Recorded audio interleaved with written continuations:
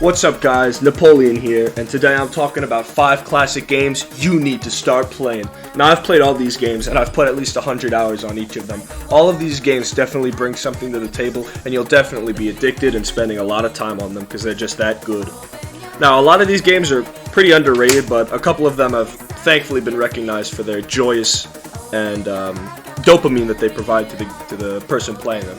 Starting off at number 5, we have Terraria. This simple 2D game, well, don't let the 2D aspect fool you. This game is a ton of fun, whether you're playing vanilla or modded. It is really fun considering that there are 4 classes, there are a ton of different ways to play the game, so much side content. It really is the perfect sandbox game. It really is. So much to do, so much to play. There are so many different aspects to look at, so many different ways to beat bosses, progress, and just have fun. There are side events, and you can do all of this at your own pace. You can do all of this at your own pace. It really is up to you, depending on how you want to play the game. Really good game, coming in at number 5. Number 4, we have Dead by Daylight. Now, don't let the 4v1 symmetrical horror game genre fool you. This game is not scary, and even better, it's so much fun. Now, I think it can be frustrating sometimes when you get bad teammates, but you're going to get that in most multiplayer games. What I like about Dead by Daylight is that it's pretty easy to get into, and you never stop getting better. It's very experience-based. The MMR is alright. It's pretty fun. A lot of killers to choose from. A lot of survivors, perks, strategy. It's a fun game. It's very addicting. The gameplay loop is very nice. It feeds directly into your brain. It's just fun. Nothing else to say. It's fun. I like it. Not pay to win. There are some things you can grind for. Paying is really more of a shortcut, but at the end of the day, it's really just skill. The best way to get better at Dead by Daylight is just playing the game, and I really like that in games. So that's why Dead by Daylight is number 4. Coming in at number 3, we have Wolfenstein New Order. I don't know what's the deal with Wolfenstein New Order, but nobody talks about this game, and it is an absolute gem. And in fact, I dare say this is probably one of the better games I played. I got it on sale for $2. Best purchase I ever made in my life. This game is so much fun. I spent like 50 hours doing all the collectibles, playing like stealth only using gun. So much fun, man. The story is really good. Really good. They took the idea that what if Germany won World War II?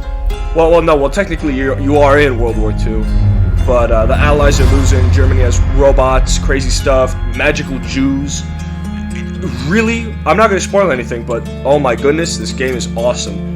There's a plot twist at the end that got me, and I dare say it was a really good plot twist. Definitely, the replayability is great considering that there's 2 main stories to choose from depending on a major decision that you make at the beginning of the game. And that's why Wolfenstein comes in at number 3. Coming in at number 2, we have Ultra Kill. Now, Ultra Kill is a very curious game. It's not a fucking platformer. It's a first-person shooter that is really fun.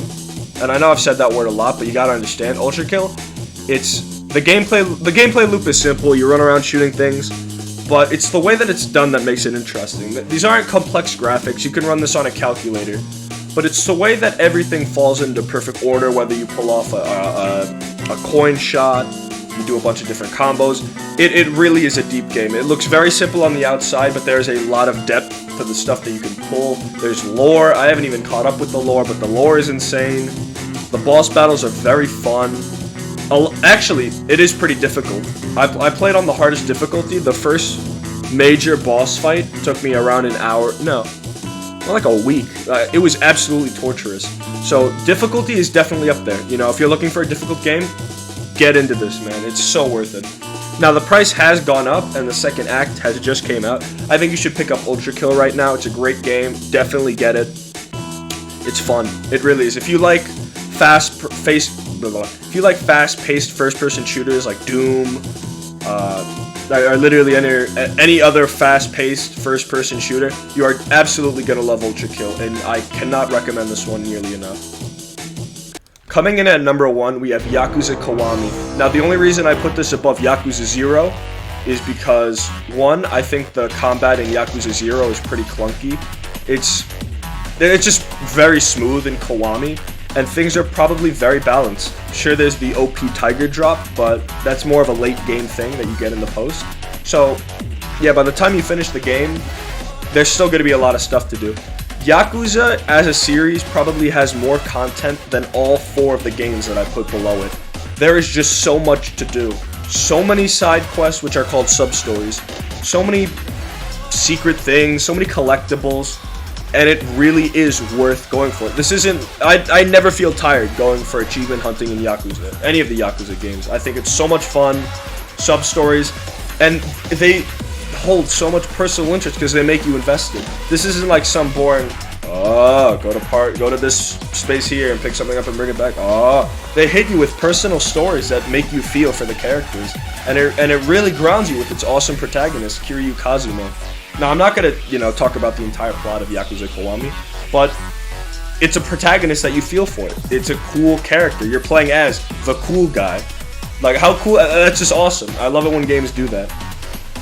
Along with that, the boss fights are insane. I cannot get enough of the boss fights in Yakuza Kiwami. There's a very interesting mechanic where they can stop and heal, but doing so allows you to do a massive attack. I love it. I think it's super interesting, super fun, and it's just awesome. Majima everywhere. That shit goes hard. I love it. Everything just feels very nice. It's normally paced. You can go everything at your own pace, depending on it.